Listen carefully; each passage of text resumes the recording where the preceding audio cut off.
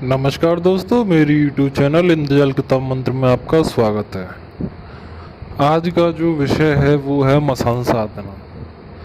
आज मैं आप सबके सामने मसान साधना रखने जा रहा हूँ, जो कि मैंने खुद किया हुआ है अपने गुरु के सानिध्य में।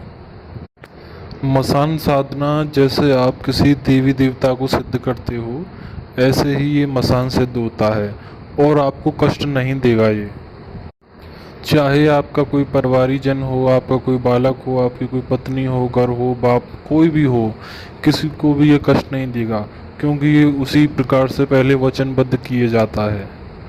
तब ये आपको कोई भी परेशानी नहीं देगा और जब आप चाहेंगे तब ये आएगा और जो आप इसको काम देंगे वो उस काम को करेगा। अब काम का मतलब ये थोड़ी है कि आप घर के काम बोल दो ये कर दे, ये नहीं होता है। अगर आप उसको कहीं भेजोगे, वहाँ की जानकारी दे दो तो वो जानकारी ला के दे देगा। किसी व्यक्ति की विशेष के बारे में पूछोगे, वो अभी कहाँ है, तो वो बता देगा वो अभी यहाँ पे है, मसान आपको बता देगा। और आप कहीं पे भी भेजो, वो व्यक्ति अब क्या कर रहा है वो बता देगा क्या कर रहा है, और इस व्यक्ति के मन में क्या बात चल रही है और ये कहाँ से आया है, कैसे। आप मसान से जैसा पूछोगे वो आपको वो बता देगा, आपको कान में बता देगा आपको। और अगर आप शत्रुओं के बीच में गिर जाते हैं जैसे, तो आप मसान को बुलाकर उनकी बुद्धि फेर सकते हैं साथ के साथ। जैसे आपको शत्रु मारने जा रहे हैं, 5-6 मिल गए, तो आप मन ही मन मसान मंत्र का जप करेंगे, मसान आपके सामने हाजिर हो जाएगा। दिखेगा नहीं आपको, बस कान में आवाज़ आएगी। इसका मतलब ये है, आप जैसे मन, आप उसे जो कहोगे ना वो अपने मन में कहना कि मसान ये काम करना है, वो आपके कान में कह देगा हाँ ठीक है करता हूँ। आप उससे कहोगे कि इनकी बुद्धि बदल दो, ये मुझे मार रहे हैं या फिर परेशान कर रहे हैं, तो साथ के साथ वो उनकी बुद्धि बदल देगा और वो वहाँ से चले जाएंगे। या फिर आप उससे मसान से कुछ और भी कह सकते हो, जैसे इनके हाथ पैरों को बांध दो, वो उनके हाथ पैरों को बांध देगा, जिससे उनके हाथ पैर काम नहीं करेंगे, वहीं के वहीं खड़े के खड़े रह जाएंगे। ऐसे जो ये मसान होता है बहुत कुछ कार्य कर सकता है, मगर आपको इसकी सिद्धि होगी तभी तो कार्य करवाएंगे। लेकिन अब आपको ये नहीं पता है कि इसकी साधना विधान क्या है, इसकी सिद्धि कैसे की जाती है। तो इसका पहले आप साधना विधान सुन लीजिए। जब किसी दिन अमावस्या पड़ती है तो अमावस्या की रात्रि को शमशान में जाया जाता है और 2 पीताम्बर लिए जाते हैं, जो चमकीले पीताम्बर होते हैं। जो मुर्दे को पीताम्बर उड़ाए जाते हैं वो वाले पीताम्बर लगेंगे और मुर्दे का आसन लगेगा बैठने के लिए मसान सिद्धि में। जब कोई व्यक्ति मर जाता है तो उसको कफन उड़ाते हैं, तो जो उसको जला दिया जाता है व्यक्ति को, तो उसका कफन इधर रख देते हैं। एक कफन को जो उड़ाया जाता है तो उसका जो साधक होता है उस कफन को लेकर उसका आसन बनाता है, तब उस पर बैठा जाता है, तब उसमें साधना की जाती है, जो विधि है होती है। मैं आपको बता दूं, जिस प्रकार से मसान सिद्ध किया जाता है मैं उसी प्रकार को बता रहा हूँ। मेरे पास कोई किताबी विधि नहीं है जो मैं आपको पागल बनाऊंगा, तो उस गौर से सुने।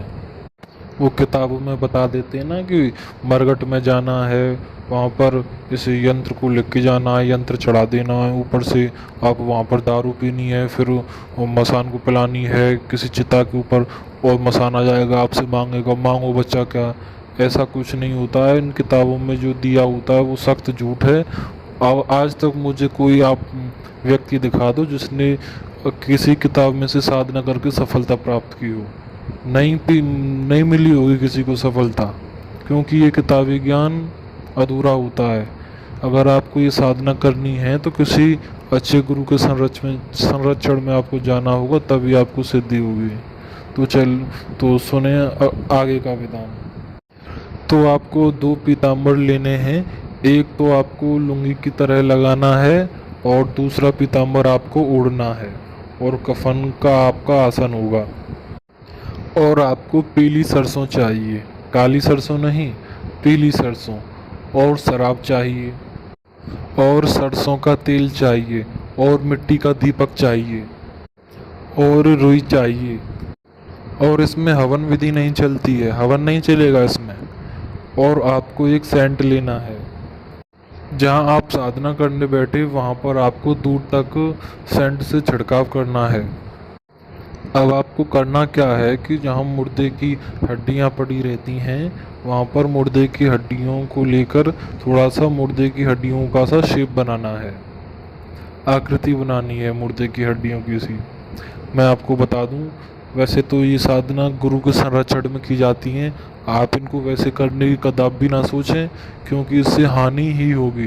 ये मेरा 100% दावा है, अगर आप बिना गुरु के संरक्षण में करते हो तो आपको हानि होगी। हाँ, अगर आपको तब हानि नहीं होती अगर आप पहले से 1-2 साधना ताम से कर चुके हैं और आप पर वो चीज़ सिद्धि हैं, ताकि वो और सिद्धि करने में जो पिछली आपकी सिद्धि होती हैं वो भी मदद करती हैं। लेकिन आपने कोई भी साधना की नहीं है और पहली शमशान में जाओगे तो आपको शमशान के नाम से ही भय लगेगा। तो ये साधनाएं गुरु के संरक्षण में की जाती हैं। मैं आपको मात्र वो बता रहा हूँ कि ये साधनाएं होती कैसी हैं, कैसे सिद्ध की जाती हैं। मैं आपसे ये नहीं कह रहा हूँ कि आप अकेले जाओ और वहाँ पर साधना करो। अगर आपको साधना करनी है तो आपने पहले आप अपने गुरु बनाएं और गुरु से मिलें और उनसे राय लें, तब आप ये साधना कर सकते हैं। लेकिन बिना गुरु के तो ये साधना करने की सोचा भी ना। तो सुनिए अब आगे। तो आपको मुर्दे पर तो आपको मुर्दे की जो हड्डियों की आकृति बनानी है मुर्दे की। वैसे तो ये साधना मुर्दे पर बैठकर की जाती है, लेकिन कोई भी नहीं कर पाएगा इतनी भयंकर साधना इस प्रकार से। तो मैं आपको इसी साधना का दूसरा विधान बता रहा हूँ। आपको मुर्दे की आकृति बनानी है और मुर्दे की आकृति बनाने के बाद मुर्दे के पेट पर आपको कफन का आसन बिछाना है। आसन बिछा के सबसे पहले आपको दारू का और सेंट का छिड़काव करना है और लगभग 1 किलो आपको मुर्गे का मांस लेना है। और इसके बाद जो सरसों का तेल और दीपक है उसको जलाकर मुर्दे के आकृति का जो सिर है उस सिर के ऊपर रख दें जला के। और दीपक की जो बाती होगी वो तुम्हारे साइड नहीं होगी, दूसरी साइड होगी, सिर के पीछे की साइड में आपको ये बाती करनी है। और जलाने के बाद, दीपक जलाने के बाद एक एक घेरा काली और पीली सरसों से बनाना है, चाकू से बनाना है। जी अपना घेरा बनाना है ताकि कोई भी ऊपरी शक्ति आकर आपसे उपद्रव ना करे। और अब इसके बाद एक मांस का टुकड़ा, मुर्गे के मांस का टुकड़ा जो आप पर 1 किलो है उसमें से एक टुकड़ा मुर्दे के मुख पर रख देना है जो आपने आकृति बनाई है। और ये साधना एक प्रत्यक्ष गुरु के संरक्षण में की जाती है। जब आपका गुरु एकदम संरक्षण हो, उस पर पूरी सिद्धियां हो, आपका गुरु साइड में बैठा रहता है अपने घेरे में, आपका एक अपना घेरा होता है और आपको मंत्र जप कराता है। फिर इसके बाद क्या होता है, आपको मंत्र जप आपका स्टार्ट करवाया जाता है, आपका मंत्र जप चलता रहता है। आपको इस साधना में 10-15 मिनट में ही अनुभव मिलना शुरू हो जाता है। और फिर इसके बाद जब मसान जागता है तो गुरु मसान से वचन दिलवाता है अपने शिष्य को। तो शिष्य को पहले साधना करने से पहले ही बता दिया जाता है कि वचन आपको ऐसे लेने हैं, और गुरु तब उससे वचन दिलवाता है। जब आपको पूर्ण सिद्धि हो जाती है तो तब जब आप मसान को बुलाते हैं तो उसका भोग देना ज़रूरी होता है, क्योंकि मसान भी कुछ तुम्हारी शर्तें होती हैं, कुछ मसान की भी शर्तें होती है। मसान की शर्त ये होती है कि मैं आपका काम तभी करूँगा तब आप मुझे भोग दोगे। तो ये भोग के लालची होते हैं ये मसान।